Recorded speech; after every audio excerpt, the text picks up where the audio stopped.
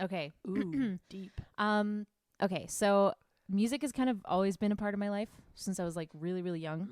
I've always kind of had a affiliation towards it, I guess. Yeah. So like I was kind of surrounded by music all the time growing up. So like my parents were both Ukrainian dancers. They were Ukrainian dance instructors. So like my whole family Ukrainian dance. So I was constantly around music. So they were always choreographing dances. So a lot of the music that I was around was like Ukrainian folk music, just all the time. And then, Disney movies and all that jazz. I wanted to be, Ariel from Little Mermaid. A Disney princess. Yeah. And then I started kind of just like singing to myself. It was just something that I really liked to do when I was younger. I remember I was really, really into Britney Spears, like every other girl my age. And I wanted to, like, my goal in life was to be Britney Spears. Like, I wanted to be her. You don't want to be Britney Spears now. Yeah. Yeah. I mean, as a kid, that just like, I didn't know anything about that. I was just like, she looks cool and she dances and she sings and I want to do that. I had like a Britney Spears doll and I had her CD. I remember I got really upset one year because somehow one of my Britney Spears CDs ended up in a puddle outside. And I was really upset. Yeah, so then I just kind of kept doing that. And I sang kind of mostly to myself because I didn't like people hearing me because I was very self-conscious about it. Well, that's usually the hardest thing to get by. Yeah, so I was super self-conscious about it. So my brother tells me this story a lot. One time I was just like in my room singing. I think I was singing like Part of Your World, like every little 6-year-old. Maybe I was older than that. I don't remember. But I was singing in my room. And then I remember hearing something come from under my bed and I was like, what? And then I looked and my brother was there because he was trying to hide to hear me sing. He was like hiding under my bed and I was like, what is going on? And he remembers that too, which is hilarious. But yeah, so that was a thing that happened.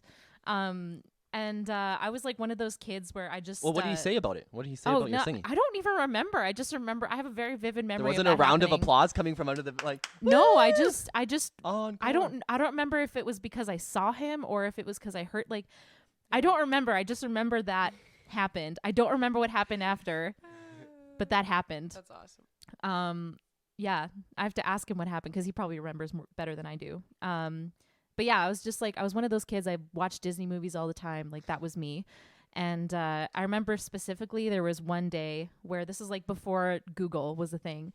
So I like was watching Hercules and it got to the part where Meg sings her song. She's like, Won't Say I'm in Love. Yeah. So I was sitting there and I was watching it and I had a little notepad and paper. I hit play and then pause and then I wrote down the lyrics and then I hit play and pause and I wrote down the lyrics. So that that's how nerdy I was about like music and like learning songs and stuff. Yeah. And then I don't know, it was just like something that I was always around and it was kind of like maybe one day I'll do that. Like it was kind of like a pipe dream for me for a long time. And I was like, well, no one actually does music. That's a stupid thing to think you want. And so then I kind of dropped it for a while. Like I played bass clarinet for 6 years in band class, which was fun. But I never really got back into singing in front of people until high school. And so in high school, I remember staying after school one day and my friend was directing a 1-act version of Across the Universe. Nice. Yeah. And I was like, man, I love that movie. And I was just like sitting there chatting with her and she's like, do you want to audition? I was like, what? And she's like, just like come in and sing a song. I was like, I don't sing in front of people. She's like, oh, it's fine. Just do it. Sorry, I forgot what I was talking about for a second. Would I be wrong in saying the first time you sang in front of people, you were 16 years old in high school? Wow. In front of people. That's wild. In like the drama room in front of like 4 people. And that was the first time I ever sang in front of people that weren't my friends, that I was just like, you know how you like dumbly sing songs with your friends. Yeah. So like my friends for years have been like, you're such a good singer. You should do this. And I was like, no. So anyway, so I sang in front of these people, in front of these people. And they're like, yeah, okay, you're in the play. And I was like, okay. And I played like this weird side character that wasn't even in Across the Universe. I just like, they just put me in there. So it was 3 of us. We wore like these like skirts with the crinoline and stuff. And I remember the first solo I had, I think was in, I Want to Hold Your Hand, I think. Yeah.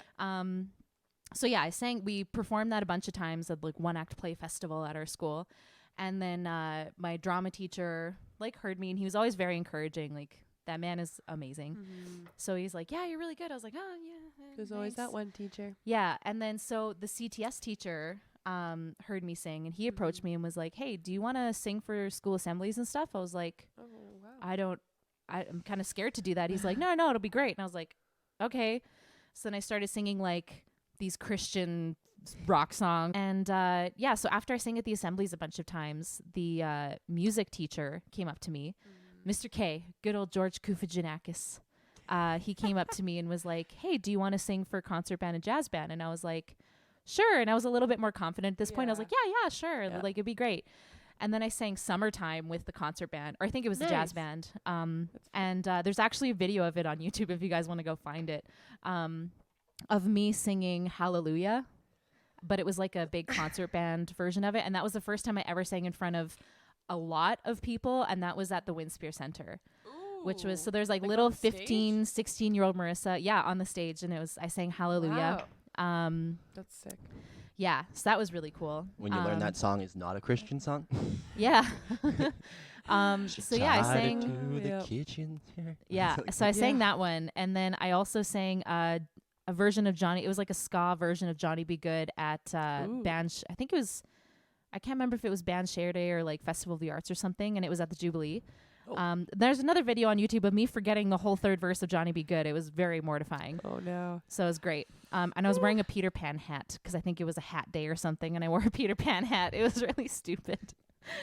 So yeah, and that led me to eventually starring in my grade 12 year. I starred in the musical that year, Zombie Prom, which again, there's videos. I shouldn't keep saying there's videos on YouTube, but there are.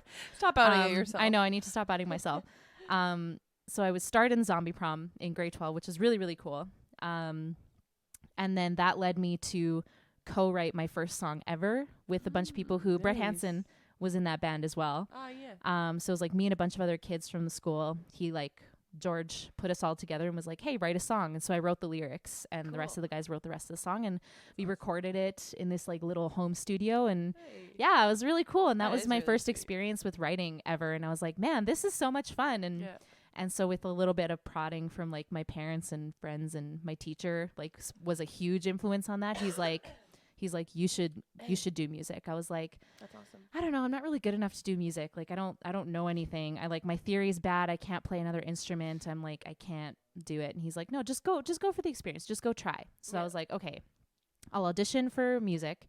And at the time I was like, I really want to do musical theater. So if I don't get into music, I will audition for the musical theater program at MacEwan. Nice. And then I auditioned for MacEwan music. I got in. Surprise. And it took its wings. So that was like MacEwan was a big turning point for me to do music.